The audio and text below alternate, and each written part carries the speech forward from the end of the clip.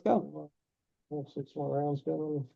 Welcome to our project of discovering Poland and kind of gathering about in conducting international trade with Poland. We have Juna Dorsley, who created the presentation, Tashika Marie, who did sections 8 and 9, Rudolfo did section 6, Candelia did 4 and 12, Selvin did sections 2 and 3. I, myself, Alexandria, am the main communicator and did section 7.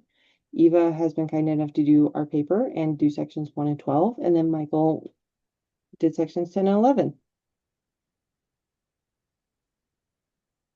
Take it away, Eva. The focus of our paper was navigating international business endeavors between Poland and the United States. Our objective was understanding the similarities and differences in conducting international business. The areas we analyzed focused on cultural and communication differences and similarities, the government and political organization. We also factored in the financial and economic situations. And at the end of our paper, we have presented 3 potential products that target unmet and underserved markets to be imported from the United States to Poland. Moving on to Selvin for sections 2 and 3. So to help the United States and Poland overcome any cross-cultural issues that are bound to occur, we'll compare their cultural differences by looking at Hofstede's cultural dimensions. So the includes 6 cultural dimensions to help business people understand cross-cultural communication, management, and marketing. These 6 dimensions are indulgence, long-term orientation, uncertainty avoidance, masculinity, individualism, and power distance. Indulgence is how people try to control their desires and their impulses based on the way they were raised. We can see on the chart there that Poland has a low indulgence score of 29, whereas United States has 68. So we can see here that Poland has more restraints. They don't really focus on leisure time. They're kind of more of let's work hard. There's a long-term rotation that describes how every society has to maintain some links with its own past while dealing with the challenges of the present and future. So we see there that Poland and the United States are pretty much equal there. There's no preference for that. Uncertainty avoidance is a dimension that explains how a country can deal with the unknown. We can see there that Poland is very high on that scale, 93, so they do not like the uncertainty. They enjoy things that are more familiar.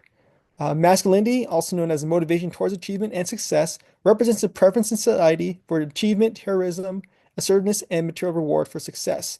We can see there that Poland and the United States are both competitive in nature. Individualism, a society where people look after themselves and their direct family. Um, Poland scores low there, 47. So they don't really have a big emphasis on that individualism. And then finally, there's power distance, which is the acceptance and expectation acceptance of unequal power distribution. So Poland, with the high score of 68, respects that hierarchy.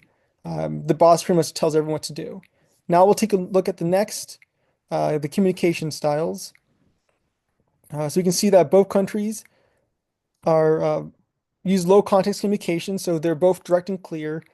We see the feedback styles where US is both direct and indirect in feedback, but Poland, they're very direct when it comes to feedback.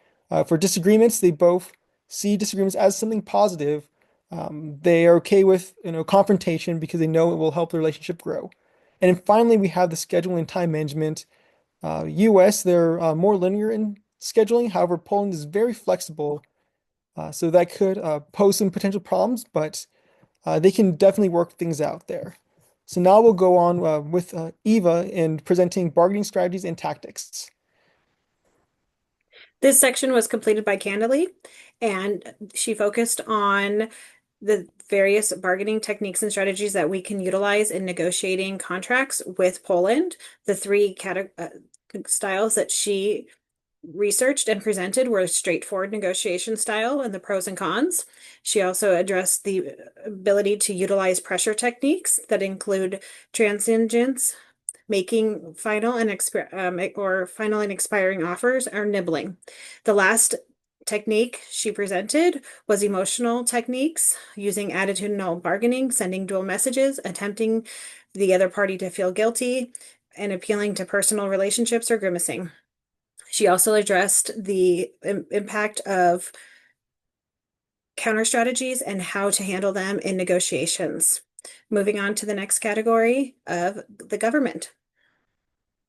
The political system here is a unitary parliamentary republic. It has a president, who's the head of state, and a prime minister, who's the head of the government.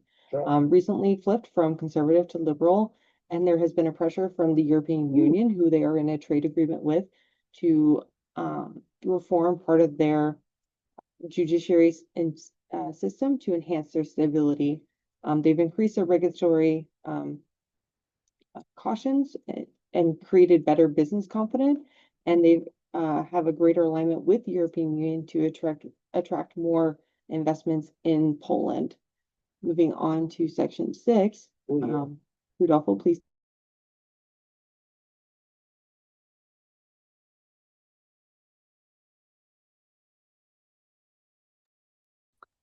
I'll speak for our Derek. He completed this. It's the Economic Freedom Index, and he focused on the 12 economic freedoms, as you can see in our bar graph here, of where they stand in it from the scoring ranking up to 100. The recommendations were to focus on enhanced judicial effectiveness and implementing reforms to improve the efficiency and independence of the judiciary that would ensure timely and fair resolution of legal disputes. He also addressed optimizing government spending to review and streamline public expenditures to eliminate inefficiencies and thereby reducing the fiscal burden on the economy.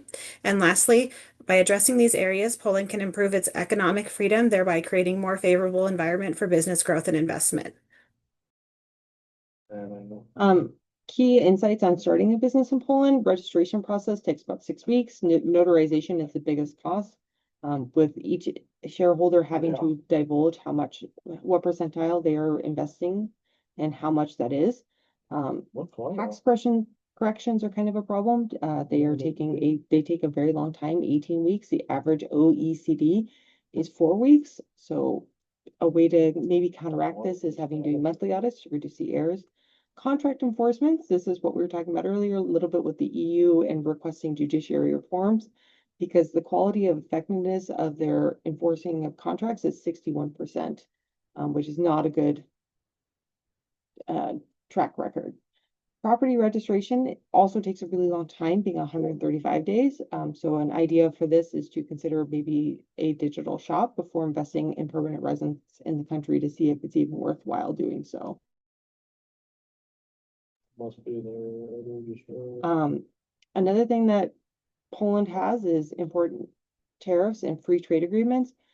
So they have tariffs to the World Trade Organization, so it gives everybody a fair amount of tariffs in their trades, unless they're part of like the European Union, where there's no tariffs, and they could just kind of bypass those tariffs by trading with the European Union first and then trading with Poland.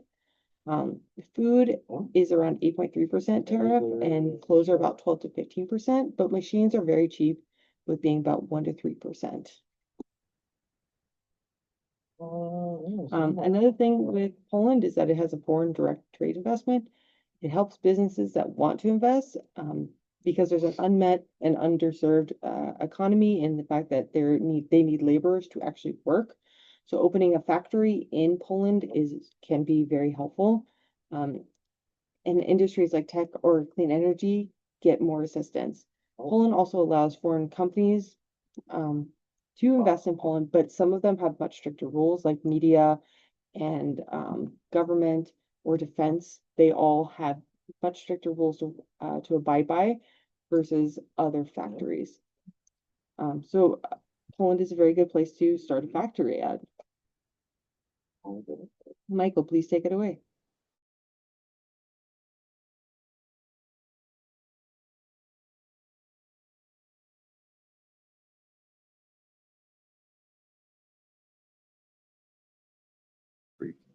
Sorry.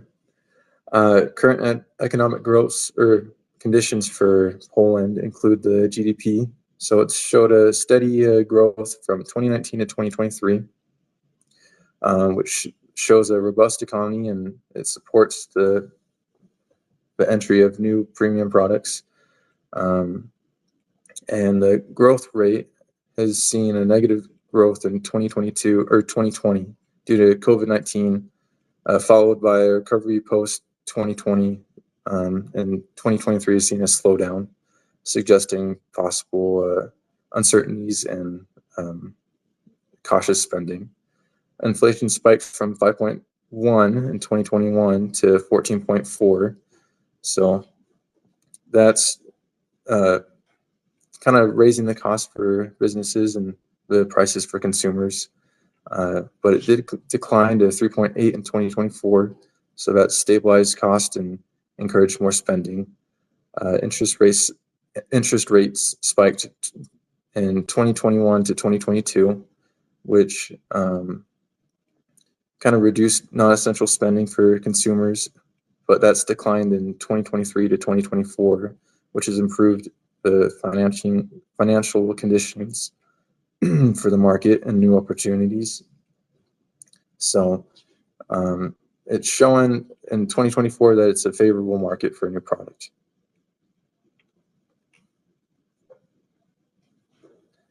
And then for the currency of the zloty, weakened due to high inflation in Poland, reducing purchasing power for everyone.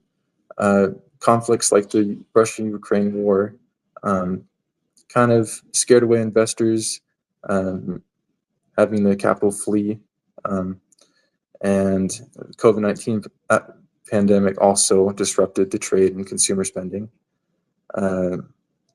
The Eurozone, since they're Poland's main trade partners, their currency has a strong tie to Poland's zloty as well. So challenges with that is just a weaker zloty raises imports cost and strains operations, and can create uncertainty with international partners. So for the opportunities, declining zloty boost export competitiveness.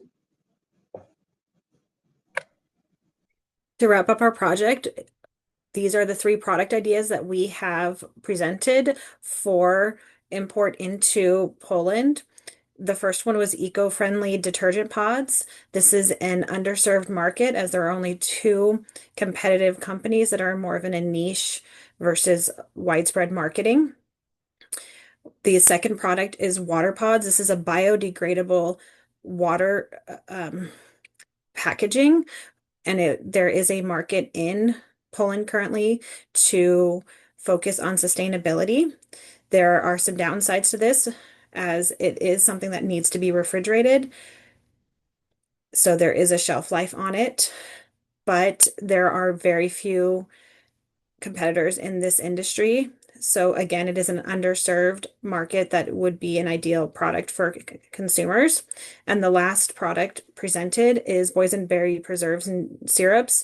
This is due to Poland being a high soft fruit export, but boysenberries are a soft fruit that is only produced in the United States and New Zealand and is not something marketed.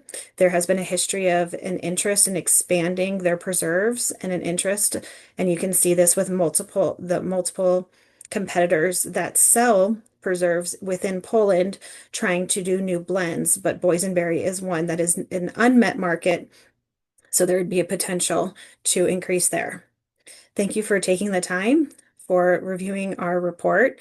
And we have learned a lot about Poland and are looking forward to presenting our final product choice.